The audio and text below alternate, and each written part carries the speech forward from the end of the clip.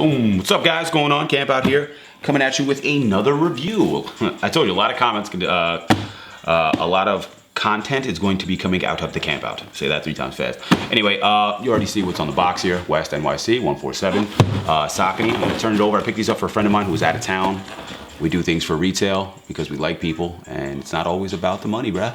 So size 13, Shadow 90, Saltwater Untitled. The theme behind the shoe was a gone fishing theme, if I'm not mistaken. So, I mean, let's just get into it so you can see what we're talking about. Oh, before we do that, if you went and picked up the shoe, they gave you a free complimentary hat. It has that Seinfeld feel to it. So if you're familiar with Seinfeld, or if I'm just an old fuck, that logo style is very Seinfeld-ish or esque. Obviously you got the fish on there because it's fish inspired or gone fishing inspired, but let's get that out of the way. It's also a trucker hat, it's not really my forte because I got a bald head and I don't like that shit shining through, so that's out for me. But it's dope that they gave you something free, so let's open this bad boy up. I was already looking at them, so you got that perspective, but let's get this out of the way. Nice little branding on the box, super cool. Run Club as always. Let's get that out of the way. Oh, also the price point was super, I'm not gonna say low, but it's right where it should have been. So I think it was a 140 plus tax, 149 after tax, so that was super dope too. I mean, you're getting a collab for like a great price with different materials, better materials than you're gonna get from a regular GR version. But even though Saucony lately has been putting out a lot of stuff, I noticed their quality really isn't below what other just general release stuff or companies put out. Courageous, for instance, has a very premium suede to it. And it's the entire shoe. So I mean, don't sleep on Saucony when it comes to materials. It's also probably one of my more favorite shoes when it comes to comfort.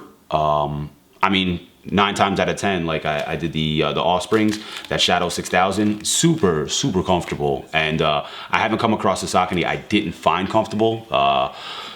Grid 9, Control, like whatever model I put on, like I never have a problem where like I'm walking around, I'm like, oh God, this is uncomfortable. But anyway, what is it, 90, whatever this bad boy is.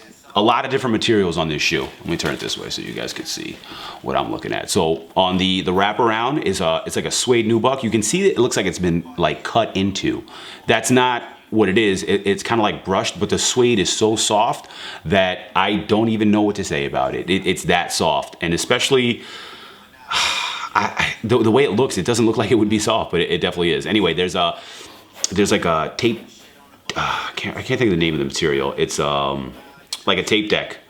When you get tape for your skateboard and you wrap the whole skateboard, it kind of feels like that rugged material. Obviously it's a little dulled down because that's just a little rough, but it has that same consistency to it. I'm sure there's a reason for that, and it's probably has to do with fishing, but I didn't do my homework like I usually do. You'll see the toe box obviously has that netting look to it, white, just like the pictures that they threw up. I'll throw one up as well while we're doing the review so you can see what I'm talking about. If I can get some focus. There we go, we got it. You'll see there's a different shade of suede in the gray on the eyelets and the lace area, which I like. I like contrast when it comes to gray, because gray can be very dulling sometimes. So I do like the work that they put into it as far as contrast goes. I even like the hits of pink in the inside and on the west, and also this translucent pink in the heel area on the sole. Super dope, super clean. I think West doesn't get as much credit as they should. Seeing as how Alpine was like that collab that people were like, damn, that is an amazing shoe, and things that followed maybe weren't as up to par as the Alpine. I'm trying to keep this in the frame while I'm talking to you. So sometimes I feel as though if they don't see something Alpine-esque or better, like they did kind of shy away from it, that should not be the case with these. If you see these, I would say auto cop. That material that's on the toe box wraps around into the heel counter as well. You can see it there, and the heel in the upper area. Just behind, it doesn't run into where your foot is though, which is great, so let's not worry about that. Then you'll see this little carbon fiber looking hit here that also is on the Saucony inside the logo area. So it's a nice little effect though when you're looking at the shoe. There's no 3M that I have noticed. Looks like there's leather inside the 3 dots instead of a 3M like most people usually do, which is cool to do something different. Everybody complains, oh, everybody does the same shit, and then they do something different. It's like, oh, why isn't it the same? Like, yeah, you can't win with people, but at the same time, like, I don't know. I like that West has different approach to their projects 99.9% of the time. Like, you'll never see the same things coming out of West, which is good, and bad, because some people like don't like change, but whatever. Anyway, back to the shoe.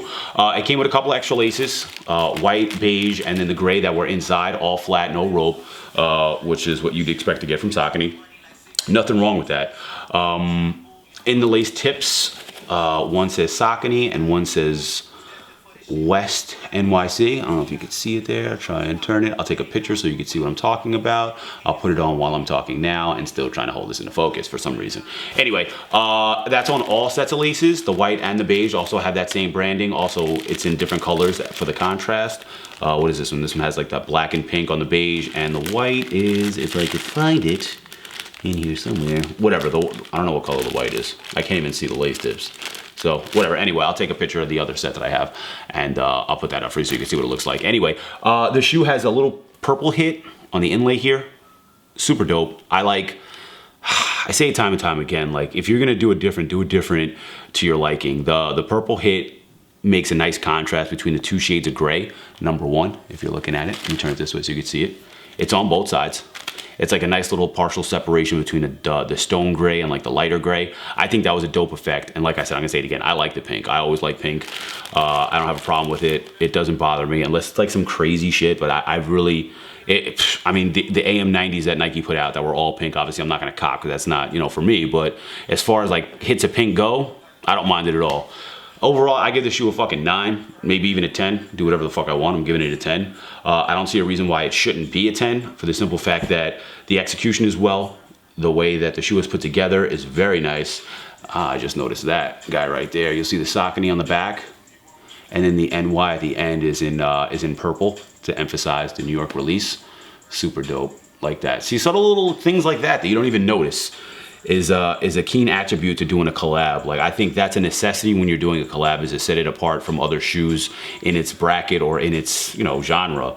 Anyway, like I said, definitely a 10, definitely a cop. If you're into gray, if you're into West, if you're into runners, if you're into Saucony, if you're into just comfort overall, like there's too many reasons why you should pick these up as opposed to why you shouldn't. Unless it's just not something that you like, then that's up to you, that's your choice. But overall, I think it's a great fucking shoe. A lot of things going on in New York City today while I got you here. If you're in New York and you're paying attention, you know that I've said it like multiple times, and I'm gonna put another review of a product out later tonight as well. United Soles is done, so I'm trying to put a little bit more content. You'll see me flying through the camp out with just like little videos here and there. So SoulCon or Soul Exchange was today in New York City. Like another sneaker show, in other words, if you're not familiar with it. So I think that had a lot to do with the release that was at West.